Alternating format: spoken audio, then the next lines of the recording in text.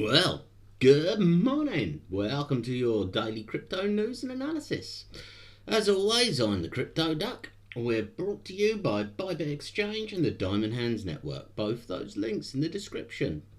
Right, so let's have a look at the market, shall we? Well, we got rejected big starly from 25k again. Man, I just want to see that fucking beaten, but so far no cigar, eh? So, the three largest American stock markets, they all tumbled 3%. And for whatever reason, Bitcoin decided to fumble with them. So, we've clung to 24, just about. We're sat currently on 24,150, which is down 2.2. Ethereum is sat on 1642, which is also down 2.2. BNB's on 307, which is down 1.6. Now, I am hoping that we bounce and see positive movement, but yeah, essentially we are again still looking at those same old strong support lines and rejection lines. I'm hoping that we bounce up towards the 25, but it's looking like we might have a little bit of a slow riser this time round. Biggest winner for the last 24 hours is Filecoin, which is up 9.7%. And on second place, you've got Tezos, XTZ. It's up 5.6%. This is after Tezos signed up Google Cloud as a validator, so kind of bullish news for them. People love these real world things, don't they? The Graph, CFX and Phantom all dropped between 9 and 10%. 10% is as bad as it got. Not overly concerned at the moment. Still hoping that we do see that positive movement. We'll just have to wait and see. Overall, in news-wise, we've had a bit of sad news. Immutable X has laid off another 11% of staff. Polygon has also followed suit, laying off 20% of staff, which is strange considering the big Polygon pump, but they're talking about it being more of a streamlining effort to increase further adoption and improve what they can put out. So what's necessary is necessary any which way, I guess. Arbitrum is in the news again, flipping Ethereum in transaction count for a network that suffered quite badly getting people on it. It's sort of really picked up the last few weeks, hasn't it? Good for them. The last 30 days has seen DOT and Kusana top the developer activity list, which is great. Cardano, the previous victor, has slipped down to 3rd%, which is still not too shabby, all things considered. Blur, its trading volume is still ahead of OpenSea, so things going well for Blur.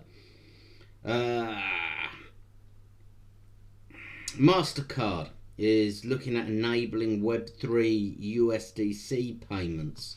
So that's interesting, along with its choice of USDC. It's good. The more real world, utilization of these things is the better as far as I'm concerned.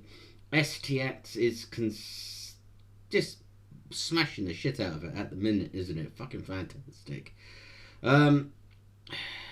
But I don't think it's stopped yet. Ordinals could really see STX becoming a multi-billion-dollar token. We were pushing STX, early last year? Fucking bang on. You do love it when a plan comes together. ANKR, Anchor, his partnership with Microsoft sees it jump over 50%.